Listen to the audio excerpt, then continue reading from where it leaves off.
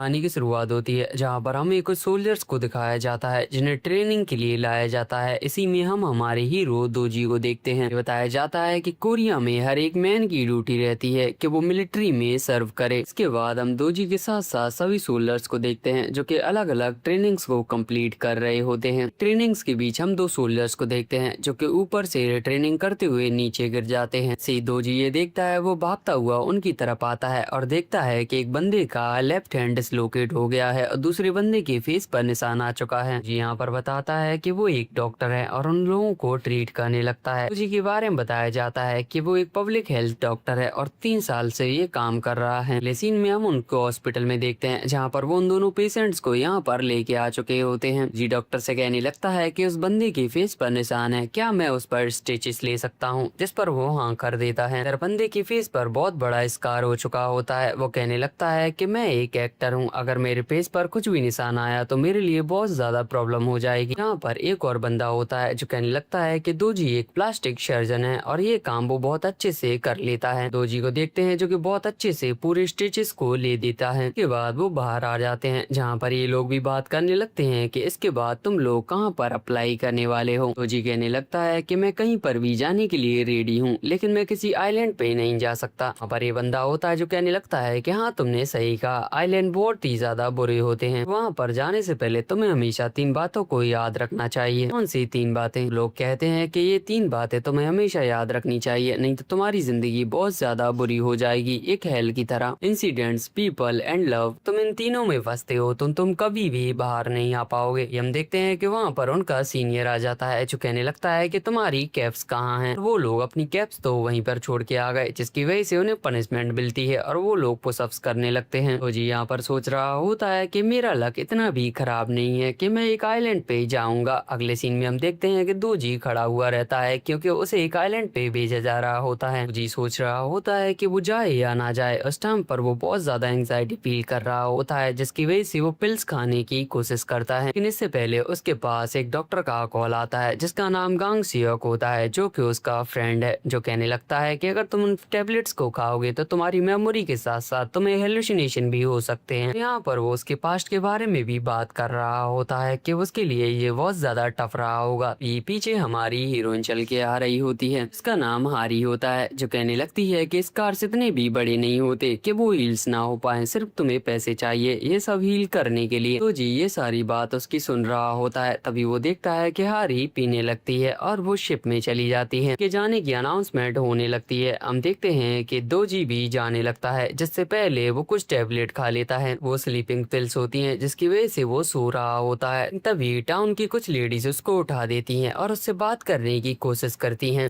Doji अपनी आंखें खोलता है, सामने वो हारी को देखता है और उसे ऐसा लगता है कि वो सुसाइड करने की कोशिश कर रही है और वो उसको बचाने के लिए निकल जाता है। और यहाँ पर उसे बहुत ज्यादा हेलुसिनेशन हो रहे होते हैं कि हारी पानी में कूद गई है। वो उसको बचाने के लिए कूदने के लिए जाता है, पानी में जंप मार देता है। अगले सीन में हमें वही हॉस्पिटल दिखाया जाता है, मतलब कि वही आइलैंड जिसमें कि वो जाने वाला है, जहाँ पर हम इस सीनियर डॉक्टर को देखते हैं जो कि उसे कॉल कर रही होती है कि वो आया क्यों नहीं है अभी तक। दोजी को देखते हैं जो कि सो रहा होता है और फोन को पिक करता है और इस टाइम पर वो उसी ही हॉस्पिटल में होता है। लेडी डॉक्टर उसके पास आती है और कहने लगती है कि हमें नहीं पता था कि तुम ही वो डॉक्टर हो। जी उठता है और कहने लगता है कि वो लड़की कहाँ पे है, क्या वो लड़की ठीक है। ये बताती है कि हमें किसी लड़की के बारे में कोई भी पता नहीं चला, लेकिन हमने ये तो सुना था कि कोई शिप पर बेहोश हो गया था, मतलब कि तुम वहाँ पर बेहोश हुए थे। वो उससे कहने लगती है कि शायद तुमने कोई ड्रीम देखा होगा। उसके बाद वो लेडी यहाँ पर एक और डॉक्टर से मिलाती है जिसका नाम जू चियान होता है। कहने लगता है कि तुम तो वही हो ना जिसे कि यहाँ पर लाया गया था। उसके बाद ये सीनियर लेडी उसकी ऑफिस दिखाती है जहाँ पर वो देखता है कि जो सामान है वो पुराना है। वो उसी हॉस्पिटल में ऊपर अपने रूम में जाता है जहाँ पर वो अपने बैग को खोलता है, लेकिन तभी उसके ऊपर एक सेंटिपीड आके गिरती है, जिसकी वजह से वो डर जाता है और भागते हुए नीचे जाता है। सही वो इन दोनों को उसके बारे में बताता है, वो दोनों कोई भी रिएक्शन नहीं देती और उसको ये मारने के लिए दे देती हैं। वो जी रूम के अंदर आता है और चारों तरफ स्प्रे करने लगता है। जैसे ही वो अपने बैग को खोलता है उसे समझ आता है कि वो उसका बैग नहीं है, वो उस लड़की का बैग है जो कि उससे बदल गया है। तो जी ये सब नीचे आकर बताता है, जिसकी वजह से वो उसे यूथ एसोसिएशन मेंबर्स के पास भेज देते हैं। जी रास्ते में होता और सामान लेके जा रहा होता है, तभी वहाँ से एक कार निकलती है जो कि बहुत ज्यादा स्पीड में होती है, जिसकी वजह से वो पूरी तरीके से धूल में बिगड़ जाता है। छोटे से टाउन में ये कौन है जो कि इतनी स्पीड में जा रहा है। हॉस्पिटल में हम एक डॉक्टर को देखते हैं, मतलब कि हमारे एक और मेन लीड को। उसका नाम ची यॉन होता है, जो कि सीनियर लेडी से बात करने लगता है और कहने लगता है कुछ पेशेंट्स ऐसे हैं जो कि हॉस्पिटल नहीं आ सकते, तो मैं चाहता हूं कि मैं उनके घर पे जाऊं और उनको ट्रीट करूं। दूसरी तरफ दोजी यूथ एसोसिएशन मेंबर्स के साथ होता है, जहां पर वो बता रहा होता है कि शायद शिप में मेरा बैग किसी लड़की से एक्सचेंज हो गया है। पर दोजी उसी एक्सीडेंट्स के बारे में बात करने लगता है, जिस पर वो बताने लगते हैं कि आज तक हमने कोई भी एक्सीडेंट नहीं देखा है। ओल्ड मैन का नाम मिस्टर पार्क होता है, जो कहने लगता है कि शायद तुम्हारा बैग मीजा की डॉटर के साथ चेंज हो गया है, तो वही तुम्हें लेकर आई थी, मतलब कि वही तुम्हें हॉस्पिटल छोड़ के आई थी। वो लोग उसका घर का एड्रेस दे देते हैं। हम देखते हैं कि दोजी रास्ते में जा रहा होता है, तभी दूसरी तरफ से हारी दौड़कर आ रही होती है, क्योंकि उसके पीछे एक डॉग पड़ा हुआ होता है। हारी को देखते हैं जो भागते हुए आती है और वो दोजी का हाथ पकड़ लेती है, लेकिन दोजी उससे ज्यादा डरा हुआ होता है और वो दोनों उस डॉग से दूर भाग रहे होते हैं। दोजी को देखते हैं जो कि इस पेड़ पर लटक जाता है, लेकिन हारी फिर भी नीचे गिर जाती है। जो डॉग होता है वो उसको काटता नहीं है, वो उसको चाटने लग जाता है। उस डॉग की ऑनर वहाँ पर आ जाती है, जो कि हारी को पहले से जानती होती है और वो दोनों एक दूसरे को हक कर लेते हैं। पर हारी दोजी की तरफ देखती है। अगले सीन में हम देखते हैं कि दोजी उसका बैग लेके आती है। जी यहाँ पर बताने लगता है कि तुम्हारे बैग का कोड भी सेम ही था, मतलब कि उन दोनों का बैग का कोड सेम था। जी कहने लगता है कि तुम अपने बैग को चेक कर लो, कहीं कुछ सामान गायब तो नहीं है, और वो वैसा ही कर रही होती है। से दोजी उसकी ब्रास को देखता है, वो पीछे मुड़ जाता है। हारी उनके ऊपर कपड़ा डाल देती है। तभी हम दोजी को देखते हैं जो कि इन टैबलेट्स को देखता है और उनके नाम्स को पढ़ता है, जो कि नशीली दवाइयाँ होती हैं, और उसे यही सीन याद आता है जहाँ पर वो ड्रिंक कर रही थी। नारी के बैग से फिर से वही साइंटिफिक निकलता है और वो फिर से डर जाता है। नारी उसे उठाकर फेंक देती है। के बाद वो उसकी टैबलेट्स को वापस कर देती है और कहने लगती है कि तुम इन मेडिसिन को मत लिया करो, क्योंकि ये सही नहीं है, शायद इसकी वजह से ही तुम लास्ट टाइम बहुत ज्यादा डेंजर में थे। पर दोजी स्माइल करने लगता है और कहने लगता है कि मैं खतरे में नहीं था, बल्कि तुम थी, मैं तो तुमको बचाने के लिए गया था। और हमें वही सीन दिखाया जाता है जहाँ पर हम हारी को देखते हैं जो कि अपनी दादी से वीडियो कॉल पे बात कर रही होती है। उसका जो स्कार्फ होता है वो उड़ जाता है। वहीं पर हम दोजी को देखते हैं जो कि उसकी तरफ बढ़ने लगता है और जोर जोर से चिल्ला रहा होता है कि उस लड़की को बचाओ। जी यहाँ पर अजीब सी हरकतें कर रहा होता है और वो कूदने वाला होता है, लेकिन इससे पहले कि वो जंप कर पाता हारी को देखते हैं जो कि उसके सर में ये मार देती है, जिसकी वजह से वो बेहोश हो जाता है। हारी को ही उसको अपनी बैग पर ले जाना पड़ता है, मतलब कि उसको हॉस्पिटल छोड़ने वाली कोई और नहीं हारी थी। लेकिन दोजी बताता है कि उसको कुछ भी याद नहीं है और ये बोलने के बाद वो वहाँ से चला जाता है। हारी को देखते हैं जो कि अपनी ग्रैंड माँ के साथ होती है। आज उसके माता पिता का दिन होता है। हम दोजी को देखते हैं जो कि रास्ते में होता है, कह रहा होता है कि वो लड़की कितनी ज्यादा स्टोरीज बना रही है। के बाद वो अपने रहने वाली जगह पर पहुंच जाता है। जैसे ही वो वॉशरूम का गेट ओपन करता है उसमें चीयोन होता है जो कि नहा रहा होता है। उसे ऐसा देखकर वो गेट बंद करके बाहर आ जाता है। चीयोन फिर से गेट को ओपन करता है और कहने लगता है कि क्या तुम नई डॉक्टर हो, जिस पर वो अपना नाम बताता है। इसी में हम दोजी को देखते हैं जो कि अपने रूम में अपने सामान को रख रहा होता है, जिसके बाद वो इन फोटोज को देखने लगता है जिसमें एक लड़की होती है और एक लड़का होता है। वहाँ पर योंग आ जाता है जो कहने लगता है कि चलो हम डिनर करने के लिए चल रहे हैं, और वो इसी आंटी के रेस्टोरेंट पे आ जाते हैं। दोजी को देखकर कहने लगती है कि तुम तो वही हो। हम देखते हैं कि यहाँ पर वो उसको ऑर्डर दे देते हैं। यहाँ पर दोजी से पूछने लगता है कि तुम किस चीज के स्पेशलिस्ट हो, जिस पर वो बताता है कि वो प्लास्टिक सर्जरी में स्पेशलिस्ट है।